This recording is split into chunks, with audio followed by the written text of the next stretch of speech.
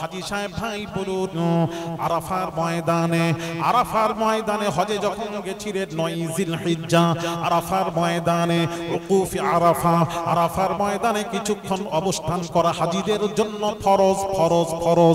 ওই 9 জিলহিজ্জা আরাফার ময়দানে হাজীরা যদি না যান তার হজ হবে না, ফরজ ছাড়লে হজ হয় না। ভাইরা আমার, বাবাজিরা, ওই আরাফার ময়দানে জোহরের ওয়াক্তে তাঁবুতে থাকলে, জোহরের ওয়াক্তে জোহর আমরা কি করেছি বাবা, জোহরের ওয়াক্তে আজান দিয়ে জোহরের নামাজটা আদায় করেছি তাঁবুতে। আসরের ওয়াক্তে আজান দিয়ে আমরা আসরের ওয়াক্তে আসরের নামাজটা আদায় করেছি।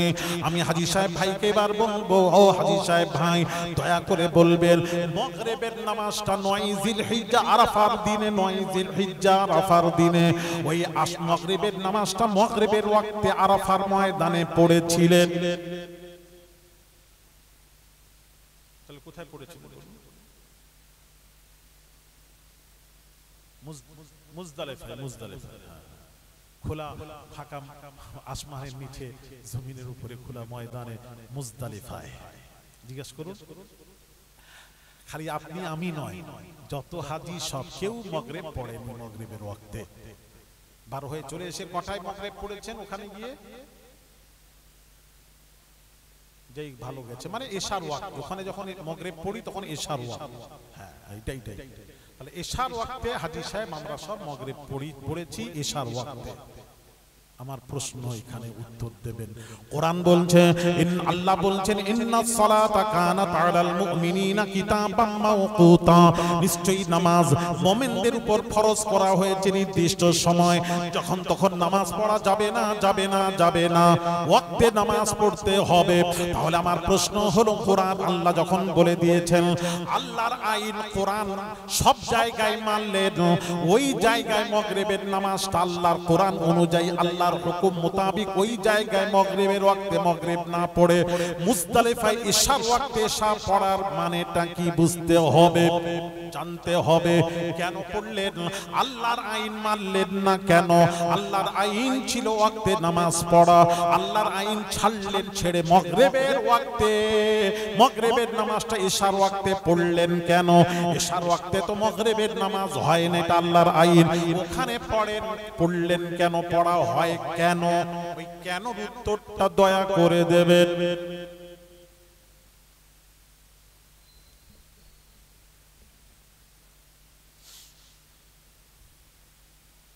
এই ব্যতিক্রম হলো কেন? কোরআন যখন বলেছে আল্লাহর আইন সব জায়গায় ঠিক আছে, ওখানে ব্যতিক্রম হওয়ার মানেটা কি কারণ? বাবা বলেন, আপনারা খালি হাজী সাহেবকে বলবো কেন, আপনারা বলেন।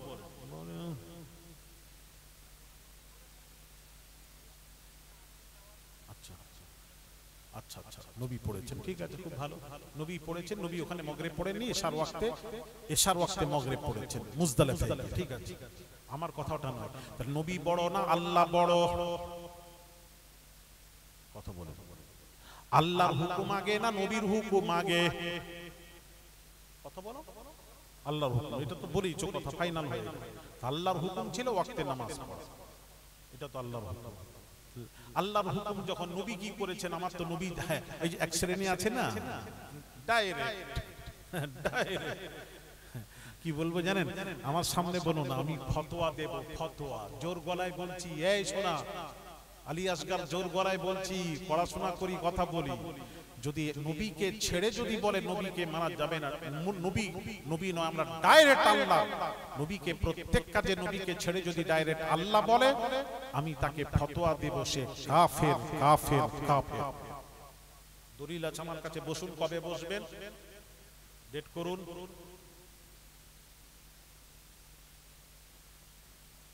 ফাজলামু করছেন? হ্যাঁ, ইউটিউব দেখে হ্যাঁ আপনি বক্তা হয়ে গেছেন, ওয়াজ হয়ে গেছেন, বেশি বুঝনেওয়ালা হয়েছে। আমাকে বুঝিয়ে যান, আল্লাহ বড় তো আল্লাহর আইন কেন ছাড়লেন? আল্লাহর আইন ছিল মাগরিবের ওয়াক্তে মাগরিব পড়া। তাহলে এটা যদি আল্লাহর আইন থাকে, তাহলে আরাফার ময়দানে মাগরিবের ওয়াক্তে মাগরিব পড়া দরকার ছিল। ওখানটা না পড়ে আপনি ছেড়ে কাজা করে মুজদালিফায় গিয়ে ইশার ওয়াক্তে মাগরিব পড়ার মানেটা কি আমাকে বুঝতে হবে। একটা হাজি পড়ে না কেন? কি কারণ? কোরআন বলেছে ওয়াক্তে নামাজ পড়ো, এটা আল্লাহর আইন, সব জায়গায় আল্লাহর আইন মানলাম, ওই জায়গায় না মানার কারণ কি? আপনি বলবেন রাসূল করেননি, ঠিক আছে, রাসূল বড় নয়, আল্লাহ বড়। আমরা আল্লাহকে জানি, আল্লাহ বড়, আল্লাহ যেটা বলেছেন সেটার উপর আমল করব। তাহলে আপনাকে মাগরিব পড়তে হবে। আর মাগরিব যদি ওখানে মাগরিবের ওয়াক্তে পড়ে আল্লাহর আইন অনুযায়ী, কিয়ামতের দিন ওই নামাজটা তার ছুঁড়ে মুখে মেরে দেওয়া হবে, নামাজটা আল্লাহ গ্রহণ করবেন না। বুঝলাম? রাসূল বুঝলে না?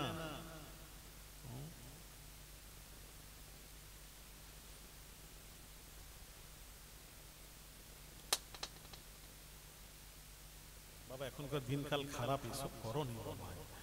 আগে যেগুলো দিতে সেগুলো দাও না, আস্তে করে চুপসে যেত, ওগুলো ফাটতো না। আর এইগুলো এখন আমরা বড় বড় আর সাইজগুলো বড় বড় আছে, ওরা আবার বাপরে আওয়াজ মনে হয় কেউ ফিট করে রেখে দিয়েছে। করবেন না, দেখেন এখন দিনকাল তো বুঝতে পারছেন কি অবস্থা।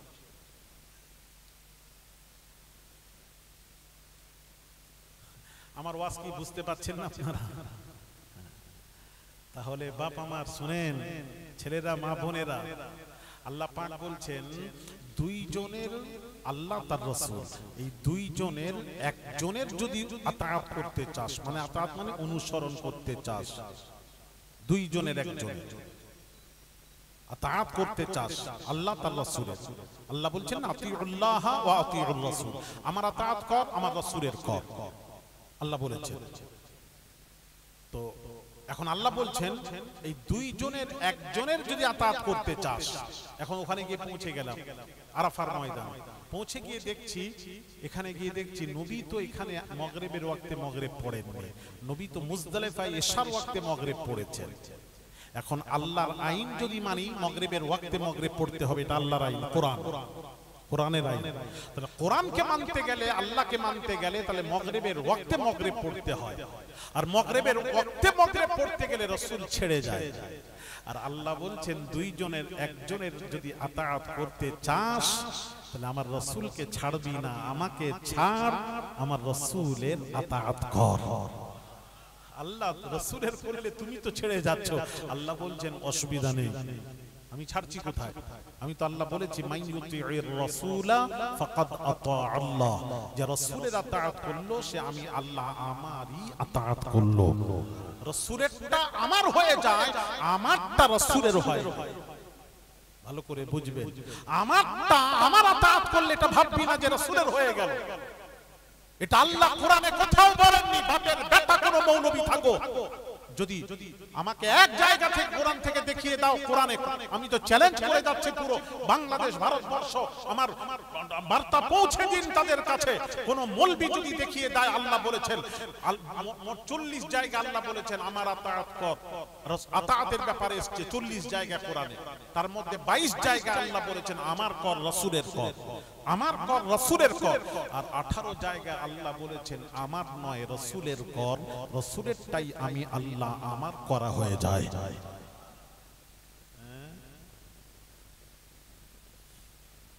ডাইরেক্ট। তাহলে ওখানে তাহলে নামাজ পড়বে কেন? ওদেরকে বলো যারা তোমাদের কাছে শিখিয়ে যায়, যখন তোমাদের সাথে কোনো কথা বলবে বাজারে, বলে ডাইরেক্ট, ওসিলা টসিলা কিছু নয়, নবী নয়, আল্লাহ যখন আছেন ডাইরেক্ট, তখন তোমরা ধরবে ভাই হাজী সাহেব হজ করতে যায় আরাফার ময়দানে মাগরিবের নামাজটা পড়েনি কেন, এটা প্রশ্ন করবে। হাওয়া খারাপ, দেখবে প্রশ্ন করে দেখবে, আমার কথা মনে করে। ও মুফতি সাহেব হোক, মৌলবী সাহেব হোক, ও মুফতি সাহেবের হাওয়া খারাপ। হ্যাঁ, আল্লাহ বলছেন দুইজনের একজন যদি আতাত করতে চাস, সবাই জাল ফেললে বড় মাছ জালে যখন আসে তখন ছোট মাছগুলি ছেড়ে দেওয়া হয়। বড় মাছ এলে জালে, ছোট মাছ কি করা হয়? কথা বল না, ছেড়ে দেওয়া হয় না? আপনারা বড় মাছ ছাড়েন না ছোট মাছ? ছোট মাছ ছেড়েছে। হ্যাঁ, তো আল্লাহ বলছেন দুইজনের একজনের যদি আতাত করতে চাস, সবাই চাইবে যে আমি আল্লাহ আমার করব, যেহেতু আমি বড়, আমি মহান, আমার করবে। আর আমার করলে রাসূল ছেড়ে যায়, আর রাসূল ছাড়লে আমি আল্লাহ নেই। আল্লাহ বলছেন রাসূল নেই, আমিও নেই। জোরে বলো, আর একটু জোরে।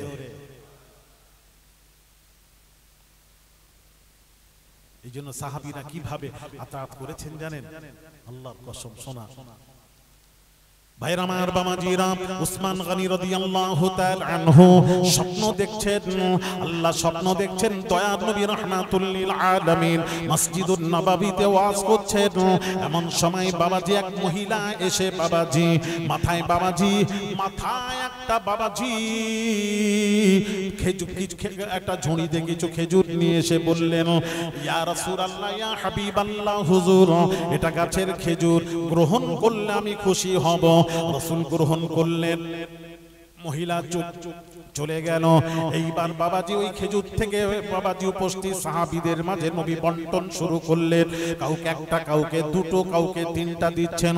এমন সময় উসমান গনি স্বপ্ন দেখছেন, রাসূল পাক সাল্লাল্লাহু আলাইহি ওয়াসাল্লাম স্বপ্নে আমাকে একটা দিলেন, যেই একটা দিলেন আমি মনে মনে করছি ইয়া রাসূলুল্লাহর একটা দিন বেয়াদবি হবে, আদবের খেলাফ হয়ে যাবে, যার জন্য রাসূলুল্লাহ স্বেচ্ছায় যেটা দিয়েছেন আর চাইলাম না। ঘুম ভেঙে গেল। মসজিদুন নববীতে নামাজ পড়তে গিয়ে দেখলাম দ্বিতীয় খলিফা আমিরুল মুমিনিন খলিফাতুল মুসলিমিন ওমর ফারুক রাদিয়াল্লাহু তাআলা আনহু তিনি ওয়াজ করছেন। ওমরের ওয়াজ হচ্ছে, আমি মজলিসে বসে পড়লাম, এটা বাস্তব। এমন সময় এক মহিলা মাথায় কিছু খেজুর নিয়ে হযরত আমিরুল মুমিনিনের কাছে হাজির হয়ে বললেন, এই আমিরুল মুমিনিন, এটা আমার গাছের খেজুর, এই খেজুর যদি গ্রহণ করতেন খুশি হতাম। হযরত উসমান গনি চিনতে পারলেন, আমি স্বপ্নে যোগে রাসূলুল্লাহর পাশে যে মহিলাটাকে আসতে দেখেছিলাম এটাই তো সেই মহিলা। আচ্ছা কি হয়, এসে খেজুর দিয়ে চলে গেলেন।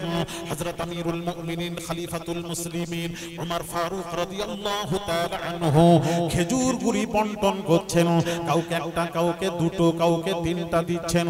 এমন সময় বাবাজি উসমান গনির যখন পালা এলো, বাড়ি এলো, তখন হযরত বাবাজি আমিরুল মুমিনিন একটা খেজুর দিয়েছেন। এমন সময় এমত অবস্থায় উসমান গনি বলছেন, এটা বাস্তব। উসমান গনি তখন আর থাকতে পারলেন না, বলে ফেললেন, এই আমিরুল মুমিনিন, ভাই আমিরুল মুমিনিন, আমাকে একটা কেন? ওখানে দুটো দিচ্ছেন, কাউকে তিনটা, আমাকে একটা কেন? আমাকে আরেকটা খেজুর দিন। যেই বলেছেন উসমান গনি, যেই বলেছেন হযরত আমিরুল মুমিনিন খলিফাতুল মুসলিমিন ওমর ফারুক রাদিয়াল্লাহু তাআলা আনহু তিনি বলেছিলেন, ইয়া রাসূল, তিনি বলেছিলেন, এই উসমান গনি শোনো, রাসূল পাক সাল্লাল্লাহু আলাইহি ওয়াসাল্লাম তোমাকে যদি দুইটি খেজুর দিতেন, আমিও উমর তোমাকে দুইটি খেজুর দিতাম। যেহেতু রাসূল একটা খেজুর দিয়েছেন, আমি উমর তোমাকে দুইটি খেজুর দিতে পারিনি। জোরে জোরে বলুন। বুঝতে পারেন না বোধহয় আমার কথা? হ্যাঁ, নবী একটা স্বপ্নে দিয়েছিলেন, হযরত উসমান গনি বলছেন, উমর যখন বাড়ছেন একটা দিয়েছেন, উসমান গনি বলছেন, ভাই উমর, উনি তো স্বপ্ন কাউকে বলেন, উমরকেও বলেন, যেই একটা দিয়েছেন তখন উসমান গনি বলছেন, ভাই উমর, আমাকে একটা কেন, আরেকটা দেন না। তখন উমর বলেছিলেন, উসমান, গত রাত্রিতে যদি নবীজি তোমাকে স্বপ্নে দুটো খেজুর দিতেন, আমিও তোমাকে দুটো দিতাম। রাসূল যেহেতু একটা দিয়েছেন, আমি যদি দুটো দিই, রাসূলুল্লাহ মুখালিফাত হবে, রাসূলের বিপরীত হবে। কোন কাজ রাসূলের বিপরীত করলে আল্লাহ গ্রহণ করবেন না। রাসূল ছেড়ে দিয়ে লা ইলাহা ইল্লাল্লাহ মুহাম্মাদুর রাসূলুল্লাহ বলে নেই, বিদআত। সারা শরীরটাই বিদআত, জন্মটাই বিদআত। নবী চিনল না এরা, এটা নবী না চিনার দ্বন্দ্ব। আমি যে কথা বলছিলাম, ভাইরা আমার, বাবাজিরা ও সোনার যুবকেরা, বাবাজিরা শুনুন, আমি যে কথা বলছিলাম, এইবার রাসূল ওইখানে চলে গেলেন। আল্লাহ পরীক্ষা নিচ্ছিলেন, দেখি এরা আল্লাহর দিকে থাকে না, রাসূলের দিকে যায়। এটা পরীক্ষা নেওয়ার জন্য নামাজের মধ্যে নবীকে ঘুরিয়ে দিলেন, কিবলা পরিবর্তন করে দিলেন। বলছিলাম, আরে কথা বলেন না, বলছিলাম, এমন সময় বাবাজি, ও সোনার যুবকেরা, বাবাজিরা, মা বোনেরা, এমন সময় বাবাজি সঙ্গে সঙ্গেই সাহাবীরা রাসূলুল্লাহর পেছনে ঘুরে দাঁড়িয়ে গেলেন। আল্লাহ বললেন, বেঁচে গেল ঈমান। আমার দিকে থাকলে শেষ, নবীর দিকে ঘোরার কারণে ঈমান বেঁচে গেল। জোরে বলুন আসসালাম। পরীক্ষায় পাস, আল্লাহর কাছে পাস হয়ে গেছে। আসসালামু আলাইকুম ওয়া রাহমাতুল্লাহ, আসসালামু আলাইকুম ওয়া রাহমাতুল্লাহ। সালাম ফিরিয়ে নামাজ সমাপ্ত করে নবীজি বললেন, এই ওমর, নবীজি বললেন, এই সাহাবীরা, কিবলা পরিবর্তনের কোন ঘোষণা দিয়েছি না ইয়া রাসূলুল্লাহ? দেননি। তাহলে কিবলা তো ওটাই, এদিকে ঘুরলে কেন? তখন সাহাবীরা আরজ করলেন, ইয়া রাসূলুল্লাহ, কাবা কিবলা বুঝি না, আপনি ওই দিকে মুখ করে নামাজ পড়তেন, আমরাও পড়ছিলাম, আপনি যখন ঘুরে গেছেন আমরা কাবা কিবলা কিছুই বুঝি না, আমরা কাবা নবী মুহাম্মাদুর রাসূলুল্লাহ বুঝি। কাবা যখন ঘুরে গেছে আমরাও ঘুরে গেছি, আমরা কিচ্ছু বুঝি না। হ্যাঁ, আমরা কাবা বুঝি। তাহলে সেই কাবাকে হ্যাঁ কি মানে ভায়া করব? আমি এটা রাজি নই। এই জন্য আমি আগে মদিনায় যাই, আসার সময় মক্কাকে ভায়া করে উমরা করে বাড়ি ফিরি। এটা আমার সিস্টেম, তো আমি এবারে মদিনায় গেলাম। মদিনা থেকে আমি এতে গেলাম কোথায় জানেন? বদর। এর আগেও গেছি, তবে একটা জিনিস আমার দেখা ছিল না, এবারে আমি নিয়ত করে গেছি যে এবার না দেখে ফিরবো না। আমি এবারে যেতে দুবার বদরে গেছি। প্রথমবার চলে এলো গাড়ি নিয়ে, সকলের সাথে গেছিলাম, দেখতে পেলাম না। আমি দ্বিতীয়বার গাড়ি ভাড়া করে, একটা কার ভাড়া করে আমরা 5 জন বদরে গেছিলাম, 4 জন গাড়ি ভাড়া করে মদিনা থেকে বাবাজি বদরে গেলাম। ইসলামের প্রথম যুদ্ধ বদর, ইসলামের প্রথম যুদ্ধ বদর। রাসূলের সাথে আছেন 313 আর কাফেররা আছেন 1000। কেমন করে নবী যুদ্ধ করবে? আমার দিকে তাকান একটু মা বোনেরা। ওখানে একটি মসজিদ আছে, আল্লাহ গেলে কখনো যাবেন, হাজী সাহেব দেখেছেন, মসজিদে নামাজ পড়ে দোয়া করলে 100% দোয়া মঞ্জুর হয়। নবীজি ওই মসজিদে বসে আল্লাহর কাছে দোয়া চাচ্ছেন, আল্লাহ 313 কে নিয়ে ওই 1000-এর সাথে কেমন করে যুদ্ধ করব? এটা ইসলামের প্রথম যুদ্ধ, এটা ইসলামের প্রথম যুদ্ধ, কেমন করে যুদ্ধ করব? নবী দোয়া করছেন। ভাইরা আমার, মা বোনেরা, ও বাবাজিরা, শুনুন নবীজি দোয়া করছেন, রব্বুল আলামিন আল্লাহ 313 কে নিয়ে আমি 1000-এর সাথে কেমন করে যুদ্ধ করব? ইসলামের প্রথম যুদ্ধ। আল্লাহর কাছে দোয়া চাচ্ছেন, আল্লাহকে বলছেন, আমার আল্লাহ পাক বলেন, বন্ধু চিন্তা করবেন না, করবেন না, করবেন না, করবেন না, করবেন না, করবেন না। আমি আল্লাহ ওয়াদা করেছি, আপনি যাতে রাজি, আমি আল্লাহ তাতে রাজি। আমি আল্লাহ আপনাকে রাজি করাবো, খুশি করাবো, আপনাকে জয়ী করাবো। আপনি চিন্তা করবেন না, করবেন না। ভাইরা আমার, বাবাজিরা, এবার আল্লাহ পাক জিবরিল আমিনকে ডাক দিয়ে বলেন, এই নূরে মুজাসসাম জিবরিল, আমার হাবিব দোয়া করছেন, 313 কে নিয়ে আমি 1000-এর সাথে কেমন করে যুদ্ধ করব? এটা ইসলামের প্রথম যুদ্ধ। আল্লাহ বললেন, জিবরিল যাও, চলে যাও। আমার হাবিব দোয়া করছেন, আমার হাবিবকে জয়ী করতে হবে রে জিবরিল। যাও, ফেরেশতাকে নিয়ে তুমি বদর প্রাঙ্গণে চলে যাও, বদরের যুদ্ধে চলে যাও। আমার হাবিবের সাথে, তার সঙ্গী সাথীর সাথে একত্রিত হয়ে যুদ্ধ করে আমার হাবিবকে জয়ী করতে হবে। আল্লাহ ফেরেশতাকে হুকুম করলেন, নূরে মুজাসসাম জিবরিল আমিন সমস্ত ফেরেশতাকে নিয়ে, বাবা সমস্ত ফেরেশতাকে নিয়ে বদরের প্রাঙ্গণে এলেন। একটা পাহাড়ে নামলেন, ওই পাহাড়ের নাম হলো জাবালে মালাইক। কি নাম বললাম? হ্যাঁ, জাবালে মালাইক। কারা কারা দেখেছেন এই পাহাড়টি? হাত তোলেন। হাজী সাহেব দেখেছেন? যাও, হজের সময় তো যেতে দেয়নি। ঠিক রাইট। ওটা উমরায় গেলে বদরে যেতে পারবে। এটা কিসের পাহাড় জানেন? কিসের? পাথরের পাহাড় দেখেছি আমরা, বরফের পাহাড় দেখেছি। এটা কিসের পাহাড় জানেন? মাটিরও উঁচু ঢিপি দেখেছি, পাহাড়ের মতন দেখেছি। আর এটা হচ্ছে বালির পাহাড়। পুরোটা বালি। আল্লাহ যদি কখনো নিয়ে যান, যাবেন। বদরে গেলে একটু বলবেন যে জাবালে মালাইক, পাহাড় যাব। জাবালে মালাইক, জাবাল মানে পাহাড়, মালাইক মানে ফারিস্তা ওই পাহাড়ে নাজিল হয়েছিলেন, যার জন্য ওই পাহাড়ের নাম হয়ে গেল জাবালে মালাইক। পুরো বালির পাহাড়। আমি পুরো কাছে গিয়ে একদম ওখানে গিয়ে বালিও নিয়ে এসেছি বাবাজি সাথে, দেখেছি পুরো বালি বালি, পুরো বালি বালি। ওই পাহাড়ে কে ফারিস্তা নাজিল হয়েছিলেন, নাজিল হয়ে একত্রিত নবীর সাথে একত্রিত হয়ে, সঙ্গী সাথীর সাথে একত্রিত হয়ে যুদ্ধ করে আল্লাহ তাআলা তার হাবিবকে জয়ী করেছিলেন। জোরে বলেন না সুবহানাল্লাহ। ভাইরা আমার, বাবাজিরা, দয়ার নবী রাহমাতুল লিল আলামিনের জয় যখন হয়ে গেল বাবা, হয়ে গেল দয়ার নবী রাহমাতুল লিল আলামিন নামাজে দাঁড়িয়ে গেলেন। আল্লাহু আকবার, দিকে তাকান, আল্লাহু আকবার।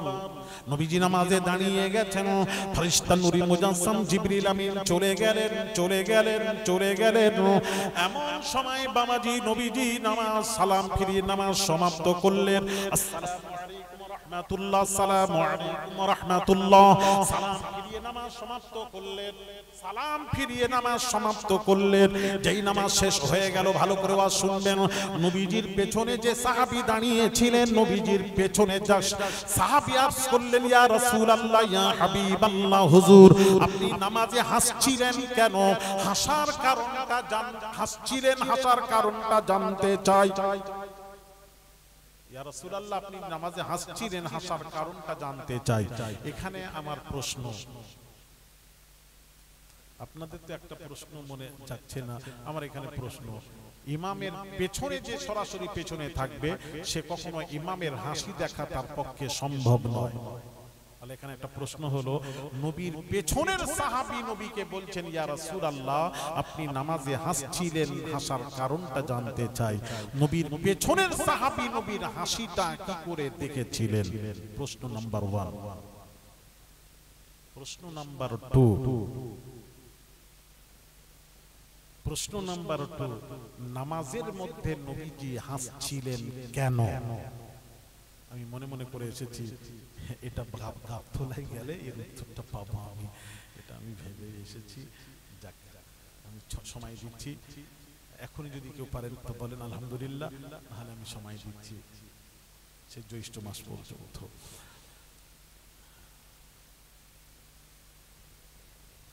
আবার সেই বলেন কি কথা, আপনারা কি শুরু করেছেন বলেন না?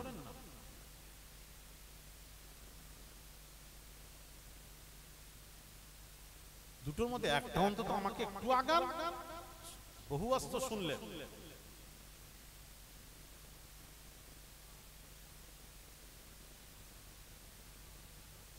আরে না, শুনে শুনে জানবা। আপনি বলছেন না, আমি বলছি আপনি তো আলেম নয়, আপনি শুনে শুনে তো ওয়াজ নসিহত বিভিন্ন জায়গায় শুনছেন। 10টা শুনলে, 20টা শুনলে, 100টা শুনলেই তো অনেক কিছু পাবে। ওইগুলো করেনি ও টান টান, এইটা বলেন না, আসলে কথাটা খুলে বলবেন, টেনে যায় কি বুঝুক না বুঝুক।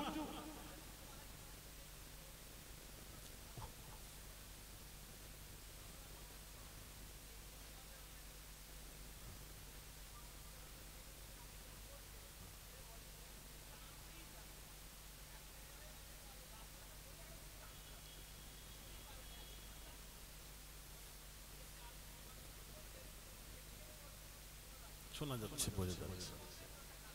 আচ্ছা, তাহলে শুনেননি না, কথা বলেন না, শুনেননি, আর আমার কাছে শুনে আবার আমাকে শোনাবেন না, এই একটা আবার বদ অভ্যাস। আমার ওয়াজ শুনে আবার আমাকে শোনা, জিজ্ঞেস করি কোথায় ছিলেন, আমি না বিশ্বাস করে বলতে নেই, আমি গর্ব করছি না, শোনা গর্ব করি। গর্ব করলে কোন দিন আল্লাহ মিটিয়ে দিতেন। আমি গর্ব করছি না, আমি আল্লাহ শুকরিয়া আদায় করছি। আমি অনেক জিনিস আমি এখনো বাজারে ছাড়িনি, এখনো বলিনি। অনেকেই বলে তো অনেক কিছু, আমি খালি জানতে চাই। আমি কিছু বক্তব্য শুনেছি তো, কিছু বক্তব্য জানতে চাই। তারা অনেক কিছু বলে, আমি বললাম আমি ছাড়বো না, না ছেড়ে আমি দেখতে চাই তারা কখন বলে। আমি যখন বলবো আবার আমার থেকে রেকর্ডিং করে, এই যে ইউটিউবরা আছে, এরাও তো মাশাআল্লাহ আমাকে যদি পয়সা ঠিক মতো দিত আমি এদেরকে সুযোগ দিতাম, পয়সা দেবে না, সুযোগ নেই। যেখানে পয়সা সেখানে সবকিছু, পয়সা ছাড়া কোনো কাজ হয়নি। এদিক ওদিক করবে না, ঘোরাঘুরি বাবু, আমি একদম ওয়াজি বন্ধ করে সব ফেলে দেব। হ্যাঁ যাই হোক, হ্যাঁ বারবার বলতে না হয়, এরকম অনেক জায়গায় হয়, যেটা নিষেধ নিষেধ। কি বলছিলাম হ্যাঁ অনেক জিনিস আমি ছাড়িনি, বাজারে ছাড়িনি, কিছু মনে করবেন না। আমি খালি দেখতে চাই আমার আগে কে বলে, একটু দেখি না। আরো তো আলেমের অভাব নেই, সমস্ত কথা বলছে আলেমের অভাব নেই। বাংলাদেশে গিয়ে বলি আলেমের অভাব নেই, বলো।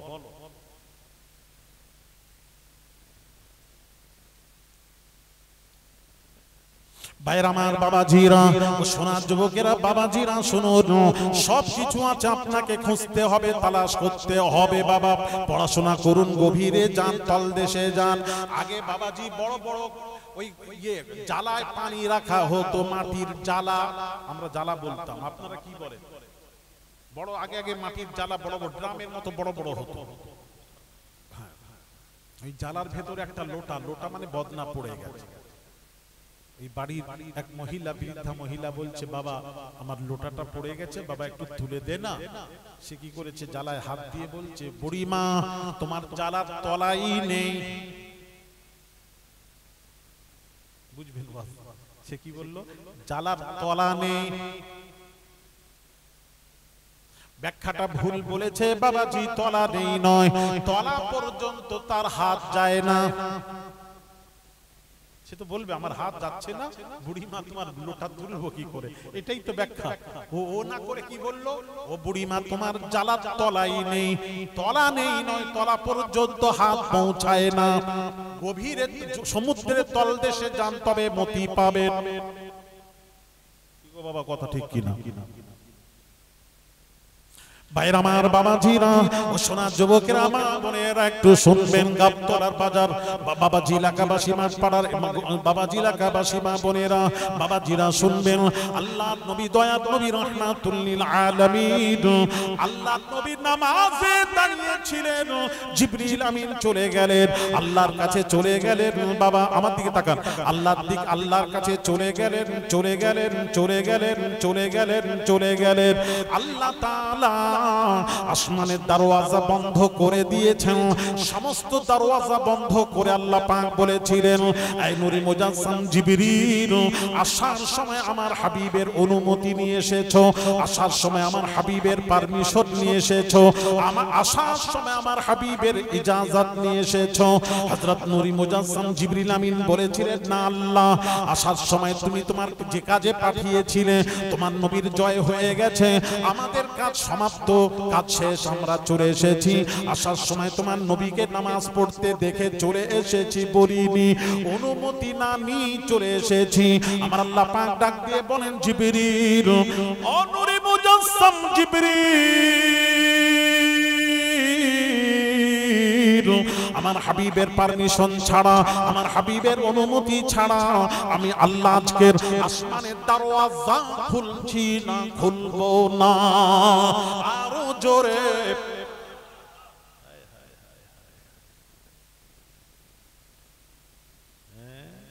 ওয়াজ বোঝেন, নবী চেনেন, নবী বুঝলে তো আপনি নবীর কদর করবেন। আপনি যখন আমাকে চিনবেন, একটা কথা বলি, তখন তো আপনি আমাকে সম্মান করবেন, ইজ্জত করবেন, যখন চিনবেন। আরে আপনি নবীর বংশধর, নবীজি বলছেন আমার বংশধরের তাজিব, আমি রাসূলুল্লাহ তাজিব। আমার নবীর বংশধরকে, আমার বংশধরে যে বেইজ্জতি করলো, সে রাসূলকে বেইজ্জতি করলো, তখনই তো আপনি ইজ্জত করবেন। ইজ্জত তো সবাই করবে না। হযরত জুনেদ বাগদাদি ওলি হয়েছিলেন কি জন্য জানেন? জুনেদ বাগদাদি আপনারা জানেন, নাম করা, কত বড় আল্লাহর ওলি ছিলেন জুনেদ বাগদাদি। ওই জামানার উনি কুতুব আবদাল ছিলেন, উনার জোড়া ছিল না, মানে এত বড় আল্লাহর ওলি ছিলেন জুনেদ বাগদাদি। যা বলতেন তাই হতো, কাশফ হতো, সবকিছু জানতে পারতেন আল্লাহ, এত বড় আল্লাহর ওলি। জুনেদ বাগদাদি ওলি হলেন কিভাবে? ছোটবেলায় উনি ছোট অবস্থায় পাহলওয়ান ছিলেন, উনাকে কেউ কুস্তিতে হারাতে পারত না। বাদশা ঘোষণা দিল, আমার জুনেদকে যে কুস্তিতে হারিয়ে দেবে তাকে আমি 1000 টাকা পুরস্কার দেব। সেই সময় এখন একটা যুবক ছেলে চিঠি লিখলো, বাদশাহ জাপানা আমি জুনেদের সাথে কুস্তি লড়বো। বাদশাহ ছেলেটিকে ডেকে তার অবস্থা দেখে, শরীর দেখে বলল, বাবা বড় বড় পাহলওয়ান পারে না, তুই এই শরীর নিয়ে তুই পারবি না বাবা, হ্যাঁ তোকে এক পটকানে শেষ করে দেব। সে বলল শেষ করবে না করবে ময়দানে হবে, দেখা যাক। ময়দানে নামার পর সে বোঝা যাবে কে কাকে পটকায়। ময়দানে শুরু হয়ে গেল, কুস্তি শুরু হয়ে গেল। বহু শ্রোতা, হাজার হাজার মানুষ দেখছে জুনেদ বাগদাদির সাথে কুস্তি করার জন্য কে পাহলওয়ান এসেছে একটু দেখি। সবাই গিয়ে দেখছে, আফসোস করছে, এই বাবা তুই পারবি না, কেন মরতে এসেছিস? দস্তাদস্তি শুরু হলো। এমন সময় বাবাজি, মা বোনেরা শুনবেন, এমন সময় বাবাজি ওই রোগা পাতলা ছেলেটি জুনেদ বাগদাদিকে ফেলে বুকের উপর চড়ে বসলো। লোকেরা বলল এই কুস্তি মানবো না, মানবো না, মানবো না, আদৌ এটা হতে পারে না, কেমন করে হলো, হতে পারে, এটা মানবো না। আবার বাদশার হুকুম মোতাবিক দ্বিতীয়বার আবার কুস্তি শুরু হলো। আবার দেখা যাচ্ছে রোগা পাতলা ছেলেটি দস্তাদস্তি করতে করতে জুনেদ বাগদাদিকে ফেলে বুকের উপর চড়ে বসলো। লোকেরা বলল এই কুস্তি মানবো না, মানবো না, তৃতীয়বার, এটাই লাস্ট। ভাইরা আমার, বাবাজিরা, এইবার বাবাজি তৃতীয়বার জুনেদ বাগদাদির সাথে কুস্তি লড়তে লড়তে লড়তে লড়তে ওই রোগা পাতলা ছেলেটি জুনেদ বাগদাদিকে ফেলে বুকের উপর চড়ে বসলো। ভাইরা আমার, বাবাজিরা, বাদশা পুরস্কার দিয়ে দিল। জুনেদ বাগদাদি চলে গেলেন, চলে গেলেন। বাবাজি ওই রোগা পাতলা ছেলেটি চলে গেল। বাবা বাদশা জুনেদ বাগদাদিকে ডেকে বলেছিলেন, ও বাবা জুনেদ, আমি জানতে চাই রোগা পাতলা ছেলেটির কাছে একবার নয়, দুইবার নয়, তিনবার হেরে গেলে তার কারণ জানতে চাই। জুনেদ বাগদাদি বলেছিলেন, জাপানা যতদিন কুস্তি লড়াবেন আমি তার কাছে হারা ছাড়া কখনো জিতবো না, কারণ জানতে চাই। জুনেদ বাগদাদি বলেছিলেন, বাদশা গো, আমি যখন তার হাতটা ধরেছিলাম আমি এক পটকানে তাকে শেষ করে দিতাম। সে আস্তে করে মুখটা কানের কাছে নিয়ে সে বলল, ও জুনেদ গো, আমি তোমার সাথে কুস্তিতে পারবো না, পারবো না, তবে জুনেদ গো আমার একটা পরিচয় আছে, পরিচয়টা নাও। আমি হলাম নবীর বংশধর, আমি হলাম আহলে বাইত নবীর বংশধর, নবীর আওলাদে রাসূল। আমি নবীর বংশধর, কখনো হারাম খায় না, খায় না। আমি 3 দিন হালাল রুজি না পেয়ে তোমার সাথে মোকাবেলার জন্য জুনেদ এসেছি রে জুনেদ, ওই মোকাবিলা করতে এসেছি। তুমি যদি আমাকে বুকের উপর নিয়ে হার স্বীকার করে যদি টাকাটা দেওয়াতে পারো, হালাল ভক্ষণ করতে পারবো। নবীর বংশধর হালাল ভক্ষণ করবে, দিকে তাকিয়ে তুমি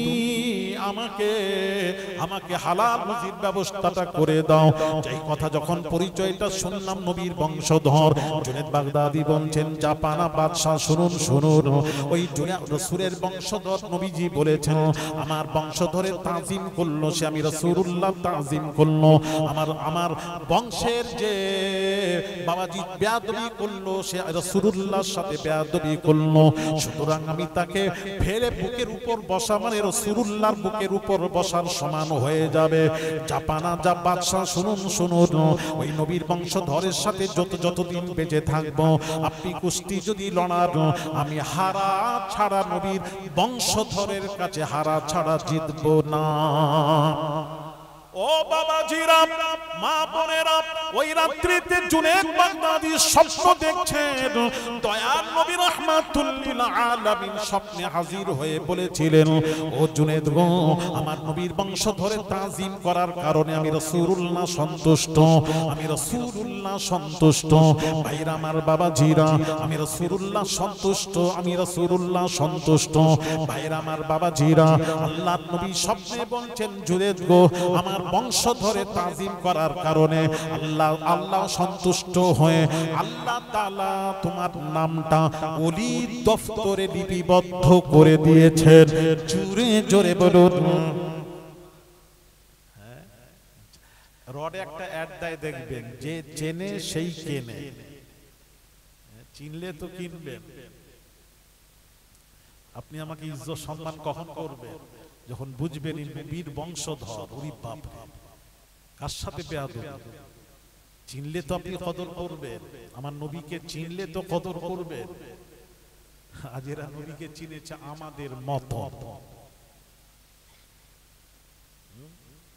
নবীকে চিনেছে আমাদের মতো, তাহলে সে নবীর কদর কি করে করবে বলুন? আমার কথা কি বোঝাতে পারছি না? নবীকে বলেছে আমাদের মতো। সে কি একজন ব্যাখ্যা করেছে, এক ব্যাখ্যা বাংলাদেশের এক বক্তা কি বলেছে জানেন? উনি ওয়াজ করছেন, যতবার জিবরিল আমিন নবীর কাছে এসেছিলেন, এই ওয়াজটা শুনুন, যতবার জিবরিল আমিন নবীর কাছে এসেছিলেন, যতবার মানে প্রত্যেক নবীর কাছে ফেরেশতারা হাজার হাজার বৎসরে 200, 300, 400 বেশি নয়, কোন নবীর কাছে ফেরেশতা 400 বেশি আসে না। আর আমার আপনার নবী দয়ার নবী রাহমাতুল লিল আলামিনের কাছে 23 বৎসরে 24,000 বার এসেছে। কোন কোন রিওয়ায়েতে 27,000 বারেরও কথা উল্লেখ আছে, আমি ওটা ছেড়ে দিলাম, নিম্ন 24,000। আমার নবীর ফজিলত কত? 23 বৎসরে 24,000 বার। কোন নবীর কাছে এত জিবরিল যান না। ভাইরা আমার, বাবাজিরা, ওই বক্তা বলেছেন যতবার রাসূলুল্লাহর জিবরিল আমিন রাসূলের পাক সাল্লাল্লাহু আলাইহি ওয়াসাল্লামের কাছে এসেছেন, যতবার এসেছেন রাসূলুল্লাহর কাছে, যতবার জিবরিল আমিন এসেছেন, এসে কি বলেছিলেন? ইয়া রাসূলুল্লাহ, আপনি মিসওয়াক করুন, আপনি মিসওয়াক করুন, কারণ আপনার মুখ থেকে দুর্গন্ধ বের হয়। জোরে জোরে বলুন, ওই তো সুবহানাল্লাহ বলে। কি বলবে এবারে? এর কি মীমাংসা করব? এটা দুটো গ্রুপ হয়ে গেছে, একটা গ্রুপ বলল নাউজুবিল্লাহ, আর এক গ্রুপ বলল সুবহানাল্লাহ। মানে দুই গ্রুপের লোকজন আছে এখানে।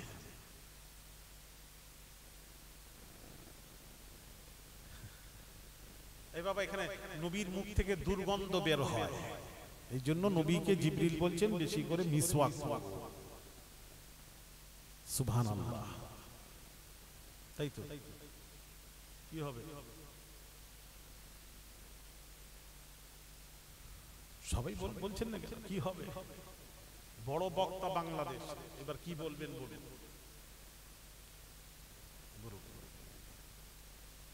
এই তো ব্যাখ্যা, এই যে বলছিলেন না, ব্যাখ্যার মধ্যে পার্থক্য আছে, এগুলি আমরা বোঝাবো না। আমরা যদি না বোঝাই, ছেলেগুলা তো ইউটিউব দেখে দেখে তো বাবাজি নষ্ট হয়ে যাচ্ছে। যে বাংলাদেশের বড় বক্তা, আস্তাগফিরুল্লাহ আযীম, আমার নবীকে সাধারণের সাথে মিশিয়ে দিল বড় বক্তা। হ্যাঁ, নবীর মুখ থেকে দুর্গন্ধ বের হয়, বলল বড় বক্তা। আপনি কোনটা দেখে বড় বক্তা ভাবছেন? আপনি কি ওয়াজ বোঝেন না নাকি? আপনি কি হেলিকপ্টারে উঠেন যায়, আর যার মানুষ লক্ষ লক্ষ মানুষ হয় এটা দেখে? কি ফরক করে আপনি বলছেন বড়? কোনটা দেখে বড় বলছেন ওরা আমাকে বলতে হবে। কি ভাষা বলছে, কি ওয়াজ করছে? আল্লাহ কি আপনার বিবেক দেননি? বিবেকটা কাজে লাগান। আস্তাগফিরুল্লাহল আযীম, আস্তাগফিরুল্লাহল আযীম। নবীর মুখ থেকে দুর্গন্ধ বের হয়, ওয়াজ দেখছেন? তাহলে হাদিসটা শোনাই, শোনাবো।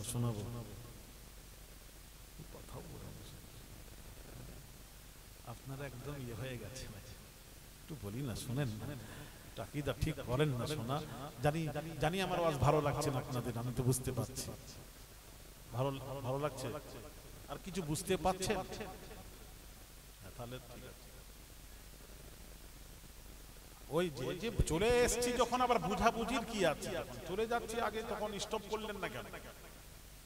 কোনটা? হ্যাঁ,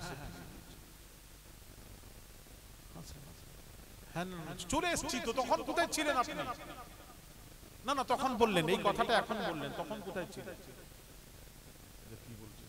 আমি আর পেছন দিকে ফিরে যাব, আগাতে দেন, আর পিছন দিকে করেন। পরে আবার হবে ইনশাআল্লাহ, আবার যখন আসবো আবার জিজ্ঞেস করবেন, বলবো, অসুবিধা কি? দোয়া করেন আবার যেন আসতে পারি, সম্পর্ক ঠিক রাখেন। ভাইরা আমার, বাবাজিরা।